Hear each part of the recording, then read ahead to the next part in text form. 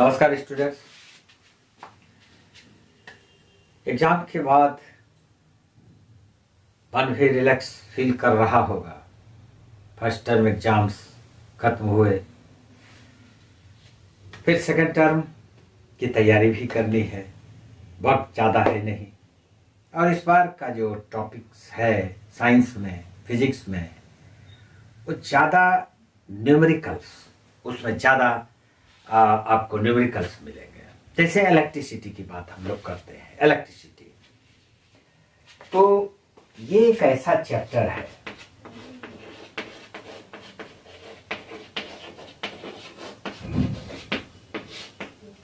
ये चैप्टर बिल्कुल नया भी है आपके लिए, और काफ़ी लेंथी के साथ साथ इसमें काफ़ी टेक्निकल बातें भी है,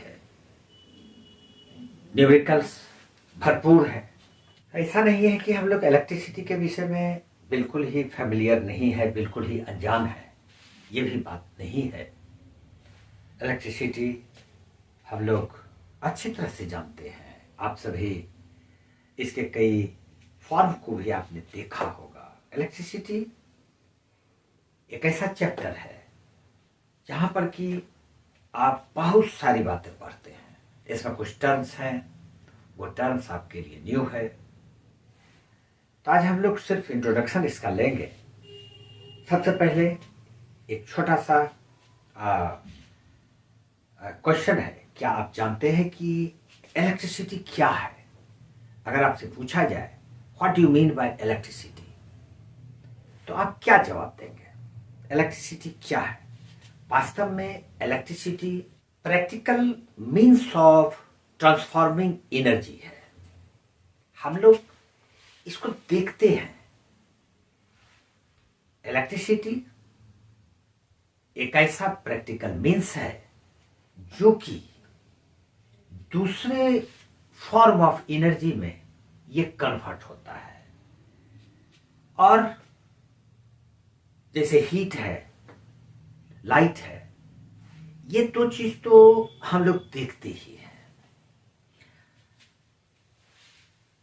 बल्ब जलाते हैं तो लाइट का यहां पर यूज है। अगर गीजर यूज करते हैं, हीटर यूज करते हैं, तो यहां पर उसका हीटिंग इफेक्ट का यूज है, हीट का हम लोग यूज करते हैं। तो इलेक्ट्रिसिटी को हम लोग लाइट में और हीट में कन्वर्ट करते हैं। तो एक प्रकार से ये transformation in another form of energy एक प्रैक्टिकल मीन्स है ये, जो कि दूसरे फॉर्म ऑफ एनर्जी में हम इसको कन्वर्ट कर सकते हैं। इसको आप देख नहीं सकते, हम लोग इसको सिर्फ अपने सेंसेशन से फील कर सकते हैं। तो ये इलेक्ट्रिसिटी है, बहुत बड़ा है और बहुत ही विस्तृत यूज है इसका।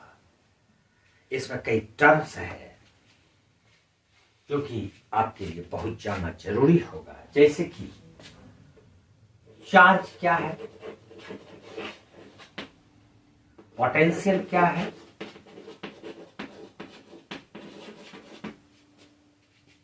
पोटेंशियल डिफरेंस क्या है, करंट क्या है,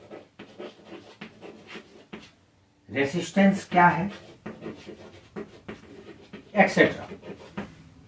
ऐसे ही बहुत सारे टर्म्स हैं जो आपको इस चैप्टर में पढ़ना है।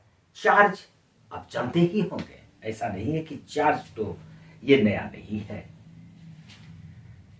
जब किसी भी दो ऑब्जेक्ट को रब करते हैं तो होता क्या है, किसी एक ऑब्जेक्ट का इलेक्ट्रॉन जो कि मूवेबल होता है वो दूसरे ऑब्जेक्ट में चला जाता है।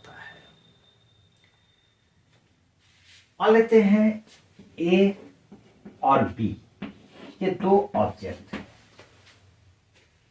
न्यूट्रल है दोनों को हमने रब किया। जब रब किया तो हो सकता है ए का इलेक्ट्रॉन बी में चला जाए, ये हो सकता है। इससे इलेक्ट्रॉन इसमें मूव कर जाए। ये भी हो सकता है कि बी से इलेक्ट्रॉन ए में मूव कर जाए, दोनों में से कुछ भी हो सकता है। तो अगर मान लेते हैं केस नंबर 1 ये कि अगर इलेक्ट्रॉन ए से बी में जाता है, इलेक्ट्रॉन ए से बी में जा रहा है, ये इलेक्ट्रॉन ट्रांसफर हो रहा है। तो चूंकि electrons are negative charge particles, तो ए में जितना इलेक्ट्रॉन्स या जितना नेगेटिव पार्टिकल्स पहले था, बाद में ट्रांसफर होने के बाद नेगेटिव चार्ज पार्टिकल्स की संख्या कम हो गई। जब इसमें नेगेटिव चार्ज पार्टिकल की संख्या कम हो गई तो ये पॉजिटिव चार्ज हो गया, ठीक।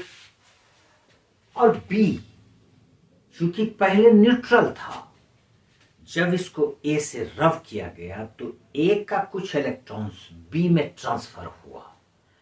तो चूंकि इलेक्ट्रॉन्स नेगेटिव चार्ज पार्टिकल्स है, इसलिए जब इसमें नेगेटिव पार्टिकल्स बाहर से इसमें इन किया तो इसमें नेगेटिव पार्टिकल्स की संख्या ज्यादा हो गई। इसका मतलब है कि ये नेगेटिव चार्ज हो गया। यही है दो प्रकार का चार्ज, या तो पॉजिटिव हो सकता है या नेगेटिव हो सकता है।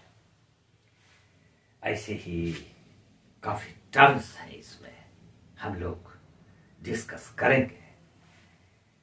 अगला वीडियो में हम लोग डिस्कस करेंगे पोटेंशियल और पोटेंशियल डिफरेंस पर। ये बहुत ही नया और बहुत ही पेचीदा टॉपिक है। मैंने अपने 25 इयर्स के एक्सपीरियंस पे ये कह सकता हूं कि पोटेंशियल 80% स्टूडेंट नहीं समझ पाते हैं जल्दी। इसलिए मैं आपसे रिक्वेस्ट करूंगा कि ध्यान से इसको देखिए और इस टॉपिक को पहले 2-4 बार आप पढ़ के रखेंगे। मेरा नेक्स्ट वीडियो जब आएगा तो मैं कोशिश करूंगा कि इसको अच्छी तरह से एक्सप्लेन कर सकूं, जिससे कि आप अच्छी तरह से समझ सकें, ठीक है। पोटेंशियल को पढ़िए, पोटेंशियल डिफरेंस को पढ़िए। आज इतना सा ही। जय हिंद, जय भारत।